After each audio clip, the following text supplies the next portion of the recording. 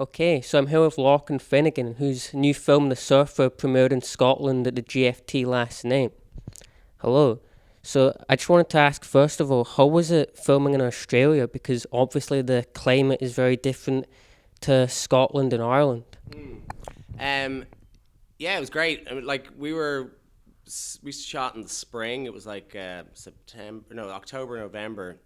So the weather was getting better all the time. Um, so it actually wasn't like really hot in real life. It was towards the end of the film. So we had to try and create heat and all of that. But it was great. The crew were great. We had a lot of people from Western Australia. Um, Come down. We're about 3 hours south of Perth in a beautiful area called Margaret River. So it's sort of quiet, but it was brilliant because we were in one location for like the whole movie, and all the cast and crew and everyone were all like 5 minutes from the location. So it made every morning quite easy and simple, to get to set. And you mentioned last night you took inspiration from The Long Weekend and Walkabout, which obviously makes Australia look quite terrifying, but I think you captured Australia in a really beautiful way. How was that like? And obviously the terror of Australia in this film comes from the locals Yeah. more than the wildlife, I think. How was your approach to that?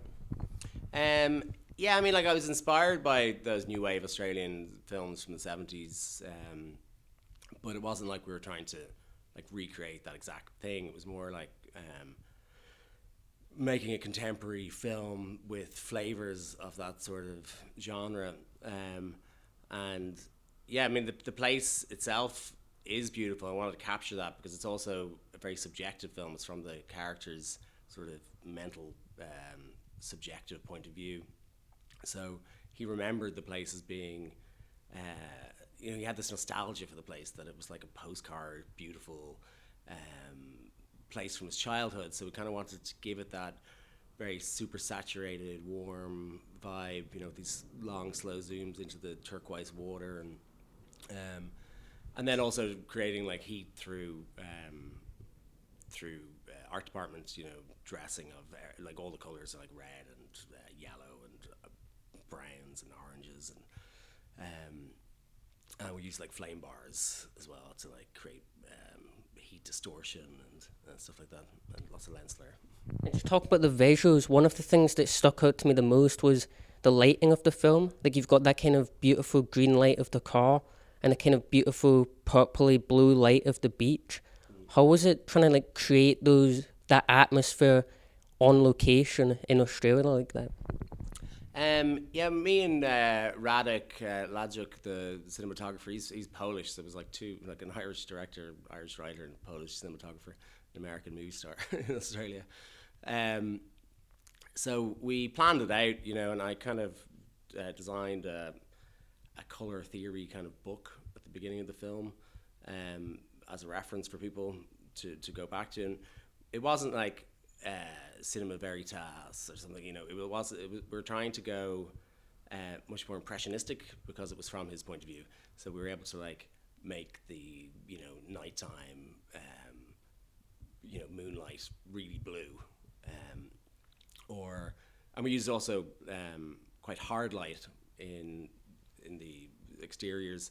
Instead of, it seems to be this trend towards using very diffused light in films. I kind of wanted to have that much more harsh light with highlights and sweat and all that kind of thing.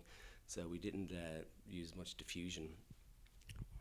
And obviously, you put Nicolas Cage through the ringer in this film, and you mentioned last night you didn't want him to have to do anything that you wouldn't do yourself. So I guess what was the worst thing you had to do on the set? Um, probably, probably just eating that egg. But like I ate one of the eggs in the nest. They're quail eggs from like a local farm. They all had to be like food safety and all that kind of thing. And that was it. I mean, I didn't have to do that much. I went surfing with him on like when he was doing lessons. So I was just bobbing about because I didn't really want to take away any of his time with the instructor. And there were sharks around, so that was a little bit a little bit worrying. But that was before we were shooting, so we didn't want to get eaten. But getting eaten on the last day wouldn't be too bad, but not before we started rolling. I suppose to go from challenges, what was the highlight of the whole production for you? Challenges. Well, we ended up having to kind of condense a lot of scenes because we had only 25 days really of shooting and 2 days of doing stuff on the water. Actually, the hardest scene was actually probably the fight he has in the water.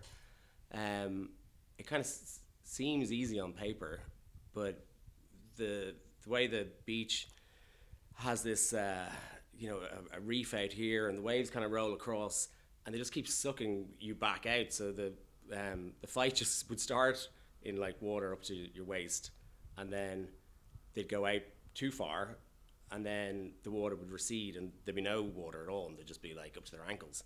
So and the cinematographer had to like do all that handheld in the water without getting the camera damaged. We only had a splash bag, and I was also in the water with the monitor trying to see what was going on, but there's a lot of reflections and everything.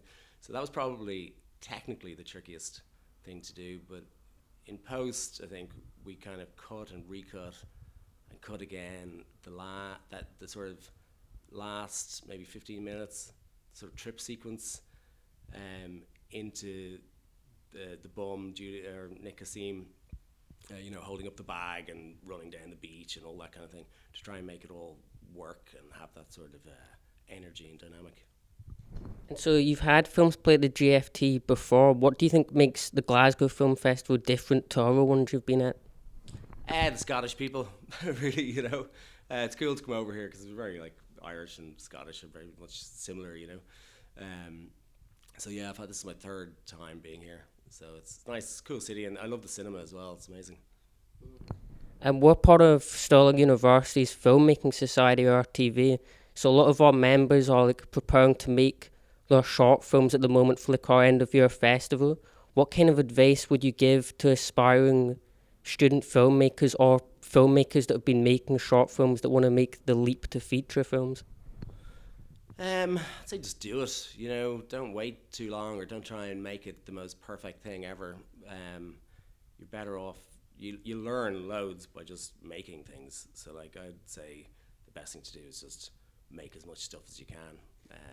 Even if it's like a 1 minute short film or 10 minutes or 15 or if it's a feature film, if it's taking ages and it's not coming together, just try something else as well. It's important to just, as filmmakers, I think it's important to just keep making films, because every time you do something you come up against random challenges and you can overcome them, and then you've learned something new. And yeah. And what's next, do you think? What kind of film would you like to make next? I'm working on a sort of near future dystopian fable about creating monsters in order to start wars and steal natural resources. That sounds awesome. I can't wait to see it. And congratulations on the film. Thank you very much. Thank you for talking to us.